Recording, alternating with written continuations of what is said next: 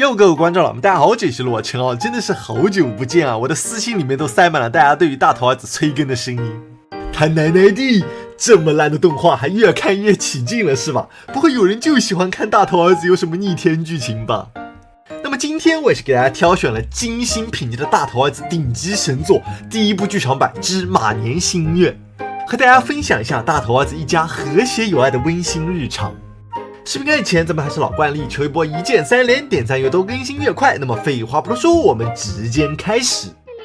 这是一个阳光明媚的午后，年关将至，小头爸爸带着大头一家来到商场购置年货。这个把咱们的大头给高兴坏了，在玩具店里面挑了又挑，终于是在货架的一个角落里看到了他心心念念的机器人。就当他准备拉着小头爸爸买下这个机器人的时候，另一个小朋友小雨也想要买下这个机器人。两位父亲一见面，熟人啊，便表哥表弟的互相称呼了起来。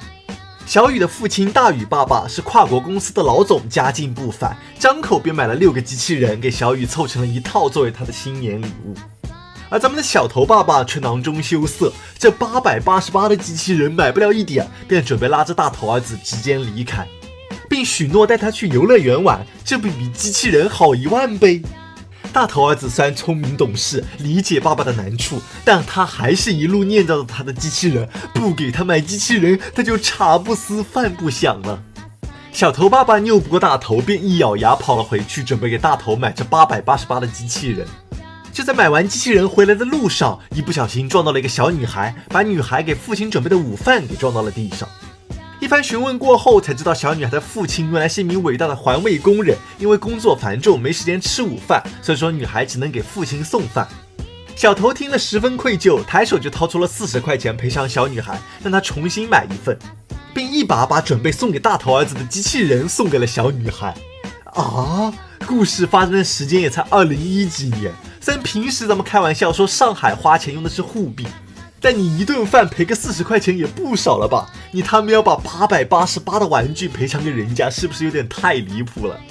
而且这个玩具是让你送给儿子作为新年礼物的，你把它送给了别人，你儿子怎么办呀？别人家的孩子是孩子，你家的孩子就不是孩子了吗？果不其然，咱们的头子哥看见小头爸爸空着一双手回来，直接就拉下了一张臭脸，当场宣布要和小头爸爸断绝父子关系。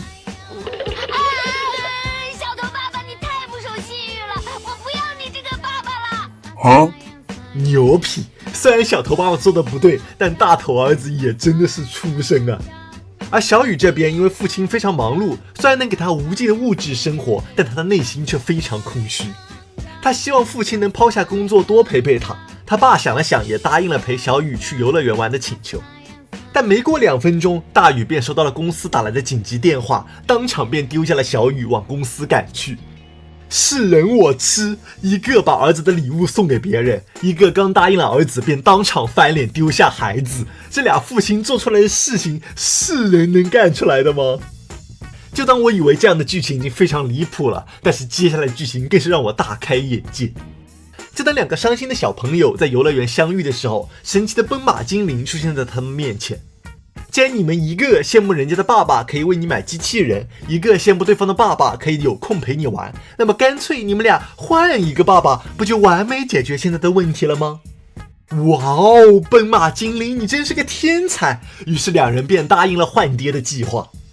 然后伴随着一阵眩晕，2人便昏迷了过去。等到他们醒来，他们的爸爸可就真换了一遍。大头有了富裕的爸爸，小雨有了能陪他的爸爸，小雨的父亲有了一个没那么在乎亲情的儿子，小头爸爸有了一个不那么出声的儿子。2家人都皆大欢喜，一个没有人受伤的世界诞生了。小雨一开始还不太适应从少爷变成一个平民家庭的普通生活，坐着自行车上学，是不是有点太掉层次，太 low 了？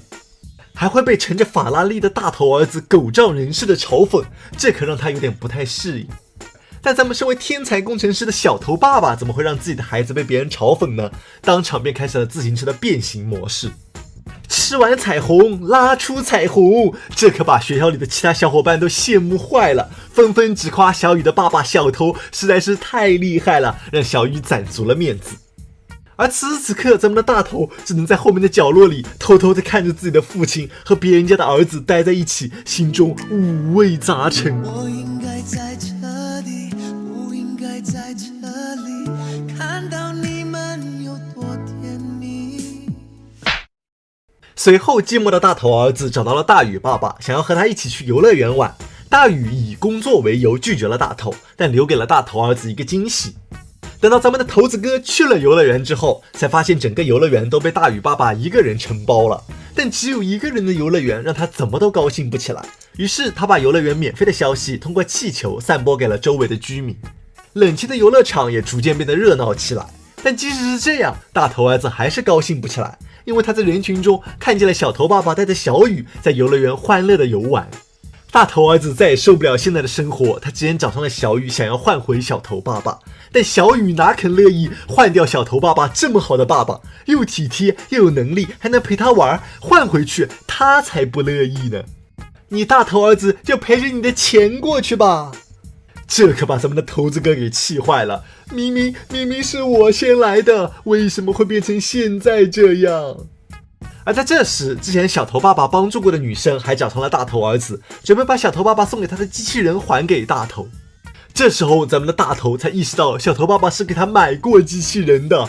此时此刻，咱们的大头儿子心中难过，悔不当初啊！这剧情说实话还挺有意思的，出身大头总算是得到了制裁了。就在这时，大宇爸爸家的司机赶忙找上了大头，拉着大头就来到了医院。原来是大宇爸爸因为平时日益操劳，在公司晕倒住进了医院。咱们的大头儿子听闻此事，慌不择路地赶到了医院，突然就从想要刚刚换回小头爸爸，变成了抱着大宇爸爸痛哭。大宇爸爸，都是我让你操劳过度了，我不要钱，只要你健健康康就好。太感动了，兄弟们，把泪目打在公屏上。看着大头儿子和大宇爸爸的感人场景，咱们的小宇突然出现在一旁，躲在窗户外偷偷哭泣。先不说小宇是怎么突然知道这件事情来到医院的，但这个场景也太抽象了吧。小宇看着大头抱着自己的父亲痛哭流涕，实在是难崩哦。就当我以为这样的剧情已经非常离谱的时候，接下来的内容更是让我大开眼界。第二天，大宇爸爸康复出院，咱们的大头便提议来个两家欢乐郊游，并展开默契比赛。我和小头叔叔一组，你和大宇爸爸一组，围裙阿姨你做裁判。我勒个倒反天罡啊！小头叔叔和围裙阿姨已经念得这么顺口了，咱们的头子哥也似乎完全接受了大宇变成他父亲的事实。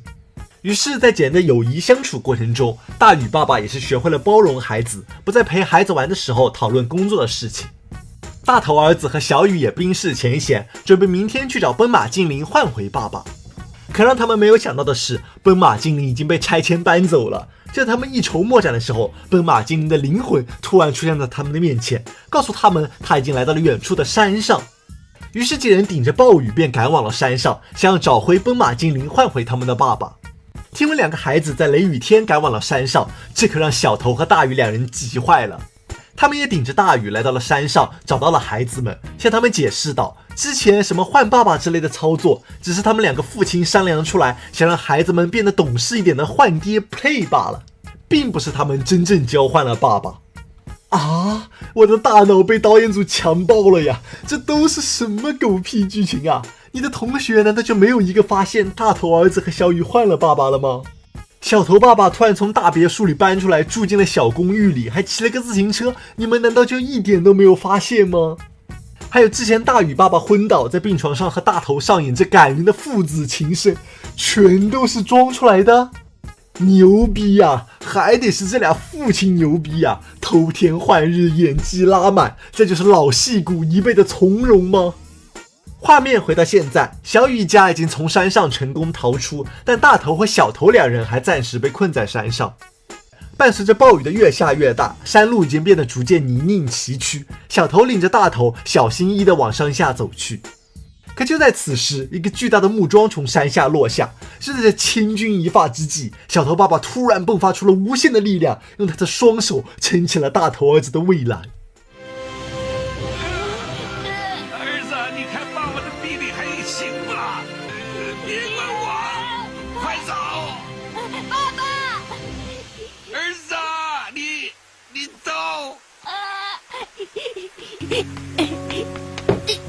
爸爸，我来帮你了。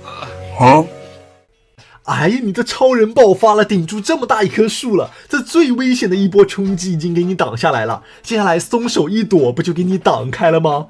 还搁着大头你快走，不我不走，小头爸爸我要守在这里，然后磨叽了个半天，只见大头拿了一个树枝又回来了，然后两个人一起站在了木桩子底下，一边哭一边流泪。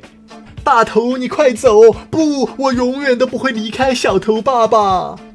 哎呀，这部电影真是把我给看麻了。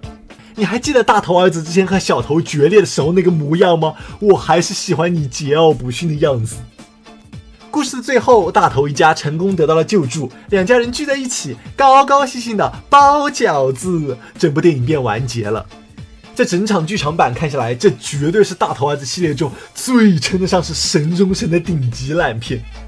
在烂片排行榜中，我把它排到了 S 级烂片，也确实不为过。不知道你们能给这部马年心愿批出几分的评价呢？我反正觉得满分10分的话，给3分都嫌高了，2.5分吧。